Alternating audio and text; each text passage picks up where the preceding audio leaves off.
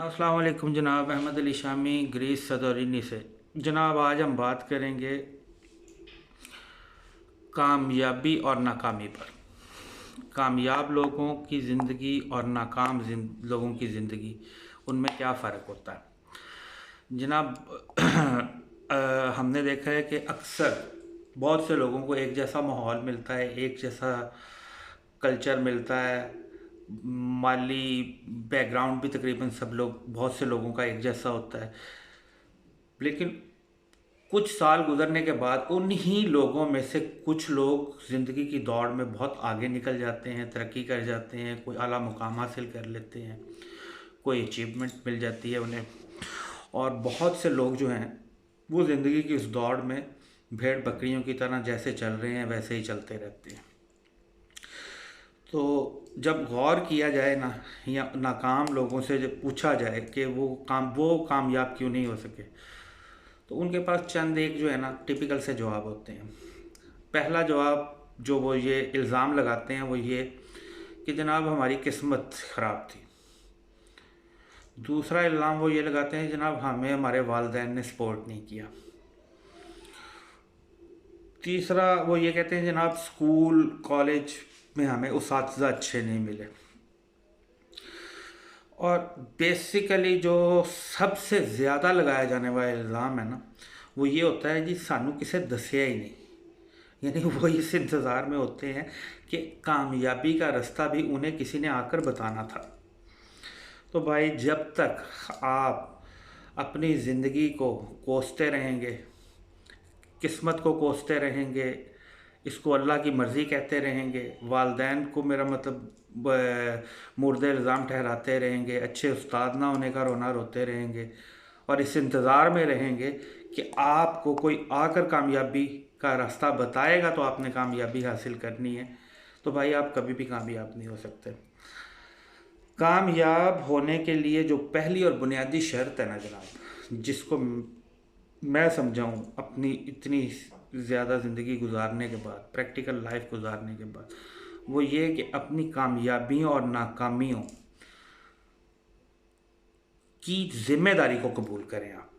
यानी उस आपने ज़िंदगी में कुछ हासिल किया है उसके भी आप ज़िम्मेदार हैं, और जो आप हासिल नहीं कर सके उसके भी ज़िम्मेदार आप हैं। जिस दिन आपने इस तरह सोचना शुरू किया, अपनी रिस्पॉन्सिबिलिटी को जान लिया, उस दिन आपकी नाकामी रुक जाएगी और आपकी कामयाबी का सफ़र शुरू हो जाएगा।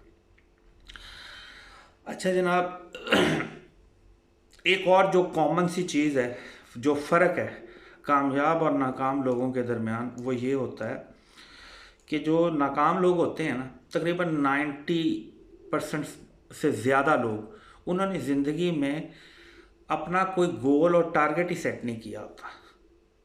50-50, 40-40, 45-45 साल की उम्र हो जाती है, उनको यही नहीं पता होता कि उनकी ज़िंदगी का टारगेट और मकसद क्या है। उसके बरक्स जो कामयाब लोग हैं ना, उन्होंने बचपन से ही अपने गोल सेट किए होते हैं, या जिस उम्र में भी उन्हें समझ आ जाए वो अपना एक गोल, एक टारगेट सेट कर लेते हैं। जब आप किसी चीज़ को टारगेट कर लेते हैं ना, आपने कभी देखा होगा फुटबॉल खेलने वाले, वो एक गोल बना होता है, उस गोल को खिलाड़ी ने पूरे मैदान में से घुमा के लेके जाना होता है। मुश्किलात आती हैं, रुकावटें आती हैं, लेकिन उसको पता होता है कि मैंने पहुंचना वहाँ पर है, मेरा गोल ये है, इस गोल के अंदर मैंने, मेरा टारगेट है, इसको मैंने अचीव करना है। अगर आप मिसाल के तौर पे आप यही समझ लें कि फुटबॉल का मैच हो रहा है और गोल ही ना हो, तो कभी कोई जीत सकता है, कामयाब हो सकता है?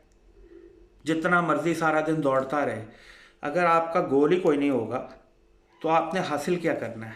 हासिल करने के लिए आपको ज़िंदगी के मैदान में एक गोल सेट करना पड़ेगा, और फिर जो है आपको उसको अचीव करना होगा, उस पर फोकस रखना होगा। अच्छा जी, ये हो गया। और एक और चीज़ जनाब बहुत बड़ी जो कॉमन है कामयाब और नाकाम लोगों के दरमियान, जो फ़र्क है वो ये कि नाकाम लोग अक्सर आपको ये कहते मिलेंगे कि जेड़े वाले वक्त यानी लर्निंग के बारे में, सीखने के बारे में, पाजी हुण तो वक्त ही गुजर गया, मैं उनसे ये कहूँगा कि ज़िंदगी में सीखने का अमल हमेशा जारी रखें। नाकाम लोगों की नाकामी की बड़ी वजह यही है कि वो समझते हैं कि बचपन में ही सीखा जा सकता है या लड़कपन में ही सीखा जा सकता है।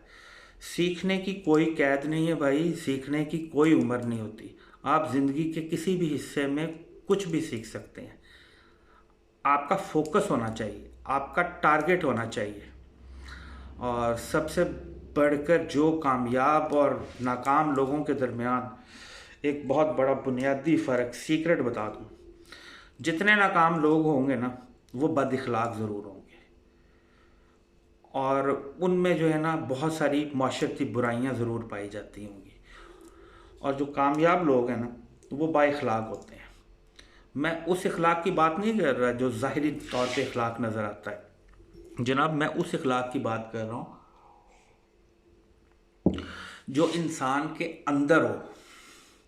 एक तो हो गया ना जी ज़ाहिरी इखलाक, जैसे किसी दुकानदार के पास आप गए तो वो अपने प्रॉफिट के चक्कर में आपको बोतल भी पिलाएगा, चाय भी पिलाएगा, आओ बाजी आओ बहन बैठो इत्थे, लेकिन अंदर से उसकी सोच यही होगी कि किस तरह मैंने इससे से ज़्यादा मुनाफा कमाना है, किस तरह लूटना है इसने। उस इखलाक की बात नहीं कर रहा मैं, ये बात कर रहा हूँ कि आप कितने बाइखलाक हैं अंदर से, कितने बाइखलास हैं, कितने खलूस वाले हैं।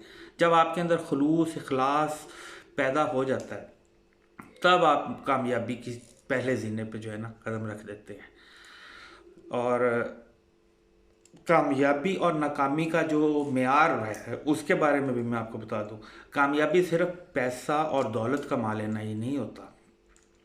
हम यही समझते हैं कि बहुत ज़्यादा अमीर लोग हमेशा कामयाब होते हैं। जनाब हमारे हम अगर मुताला करें ना तो बहुत से ऐसे कामयाब अफराद हैं जिन्होंने बड़ी तंगदस्ती की ज़िंदगी गुजारी है, लेकिन उन्होंने बहुत शोहरत हासिल की, बहुत ज़्यादा आला मुकाम है उनका। लेकिन वही ना, कहने का मकसद ये है कि आपने क्या गोल सेट किया अपनी कामयाबी का, ये इस पे डिपेंड करता है। ठीक है, दौलत कमाना बुरी बात नहीं है, अगर आपने दौलत कमाने का गोल सेट कर लिया है तो उस पर आप फोकस करें, गोल तो सेट करें ना। हमारा अलमिया ये है कि हम गोल ही कोई सेट नहीं करते। तो जनाब ये थी आज की थोड़ी सी मुख्तसर सी बात। तो कोई कोताही, कोई गलती, माजरत चाहते हैं। पाकिस्तान जिंदाबाद।